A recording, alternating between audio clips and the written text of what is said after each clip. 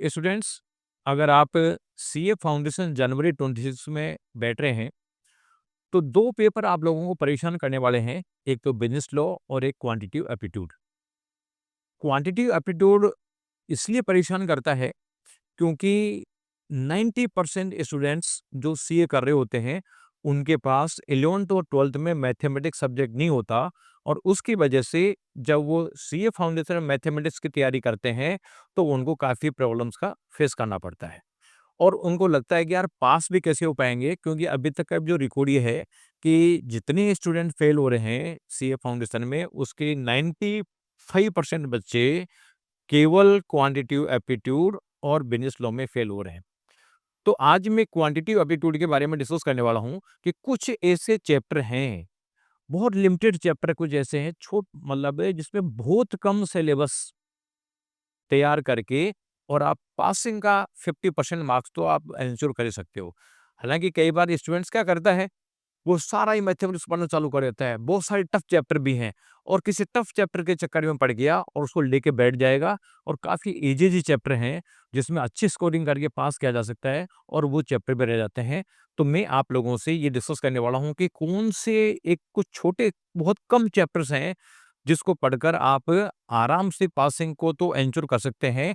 तो आप इस वीडियो को पूरा देखें, अपने दोस्तों को शेयर करें, साथ ही बीएसए का यूट्यूब चैनल सब्सक्राइब करके बेल आइकन दबाएँ, जिससे कि इम्पोर्टेंट स्ट्रैटेजीज़ मैं आप लोगों के साथ में शेयर कर सकूँ। तो देखो, सबसे पहले मैं आप लोगों को बताता हूँ कि ये जो क्वांटिटेटिव एप्टीट्यूड है, क्वांटिटेटिव एप्टीट्यूड उसमें आपका कौन-कौन से चैप्टर आप ले सकते हो। उसमें देखो, सबसे पहले मैं आप लोगों को मैथ के बारे में बताता हूँ। मैथ। मैथ में जो आपका टाइम वैल्यू ऑफ मनी वाला चैप्टर है, यानी चैप्टर नंबर आपका है 4, चैप्टर 4, और ये है टाइम वैल्यू ऑफ मनी। और इसमें क्या आता है बेसिकली, आपका सिंपल इंटरेस्ट, कंपाउंड इंटरेस्ट और एन्युटी। यानी इन तीनों चैप्टर्स का वेटेज की बात करूं तो इसमें 14 मार्क्स के क्वेश्चन पूछे जाते हैं और सिंपल है। यानी इंटरेस्ट कैलकुलेशन करना, सिंपल, कंपाउंड, एन्युटी बिल्कुल सिंपल है। यानी बहुत छोटे-छोटे इजी क्वेश्चन आते हैं। तो इन चैप्टर्स को आप बिल्कुल ढंग से स्ट्रॉन्ग कर लो, 14 मार्क्स आपके पक्के हो जाएंगे। दूसरा मैं बताता हूँ आप लोगों को, वो है रीजनिंग। दूसरा है रीजनिंग। रीजनिंग में आपका जो पहला चैप्टर है, चैप्टर 9, और ये बेसिकली नंबर सीरीज,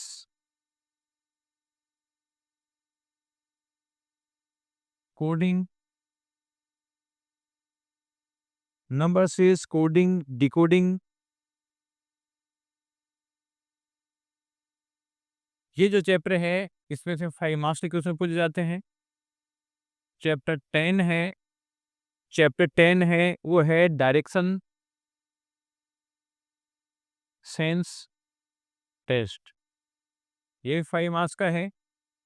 चैप्टर 11, 11 में है सीटिंग अरेंजमेंट्स,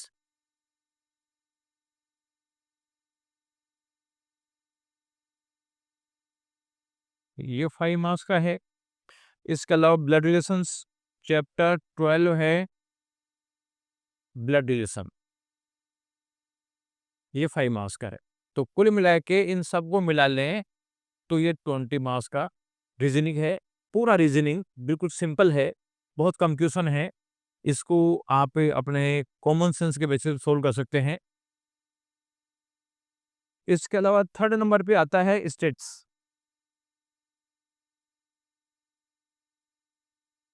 स्टेट्स में जो चैप्टर नंबर 13 है, चैप्टर 13 का जो पहला पार्ट है वो है स्टैटिस्टिकल डिस्क्रिप्शन ऑफ डेटा।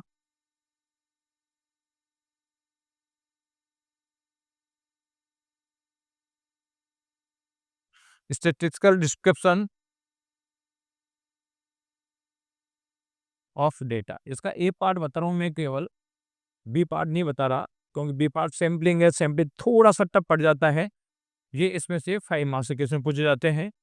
इसके अलावा चैप्टर नंबर 14 है, 14 में इसके पार्ट 1 एंड 2 दोनों हैं और ये है मेजर ऑफ सेंट्रल टेंडेंसी,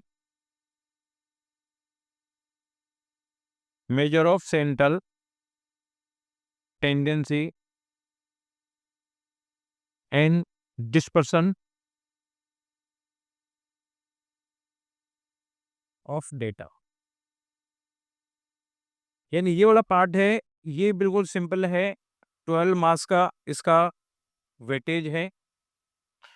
और एक है चैप्टर नंबर 18 और वो है इंडेक्स नंबर। जो इंडेक्स नंबर है ये 5 मार्क्स का है, तो आप ये मान के चलें कि तीनों मिला के 22 मार्क्स के हैं और इनको सबको मिला लेते हैं तो ये 56 मार्क्स के क्वेश्चन हो जाते हैं। तो आप देखोगे तो ये 56 मार्क्स के क्वेश्चन है, बहुत लिमिटेड चैप्टर्स आपको पढ़ना है, बहुत कम पढ़ना है और आप जो है ये 56 मार्क्स लाने की पोजीशन में आ जाएंगे। इसमें मैथ्स का तो मैंने केवल एक चैप्टर बताया है, रीजनिंग पूरी बता दी लेकिन रीजनिंग छोटी सी है। और ये स्टेट्स हैं, ये आप लोगों के जो है 3 चैप्टर इसमें बताए हैं। इवन 13वां पूरा नहीं बताया, इसका एक पार्ट बताया है, 14 पूरा है और इंडेक्स नंबर है ये है, तो काफ़ी कम पोर्शन इसमें है। तो ये तो देखो आपका पासिंग होने के लिए सफिशिएंट है। इसके बाद में सेकंड प्रायोरिटी,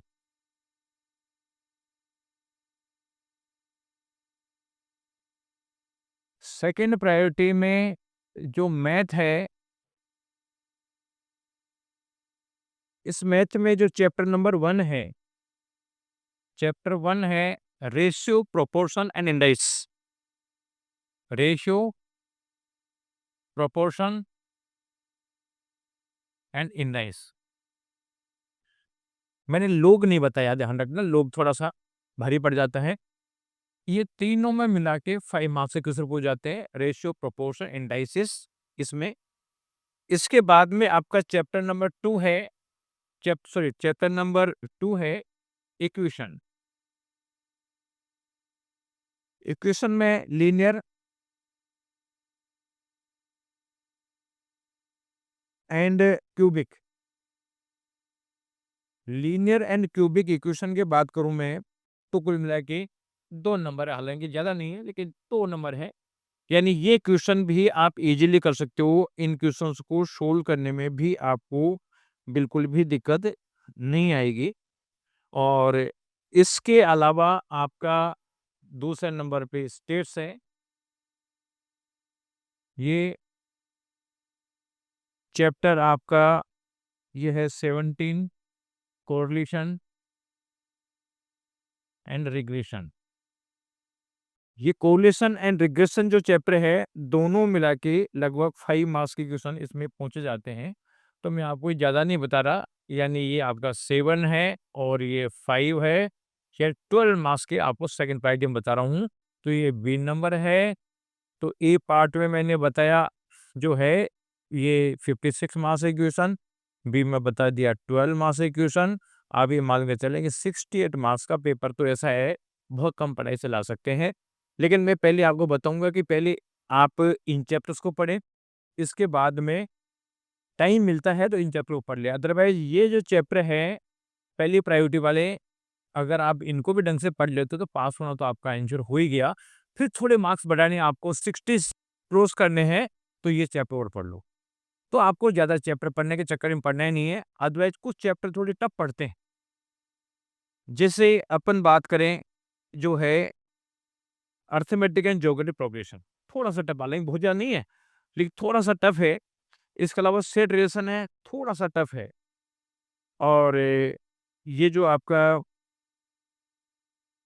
इसके अलावा मैथ में जैसे चैप्टर 1 में लोग है, थोड़ा टफ पड़ता है, ठीक है। इक्वेशन में क्वाड्रेटिक थोड़ा भारी पड़ता है, परम्यूटेशन कॉम्बिनेशन थोड़ा भारी पड़ता है, ठीक है, फंक्शन थोड़ा भारी पड़ता है।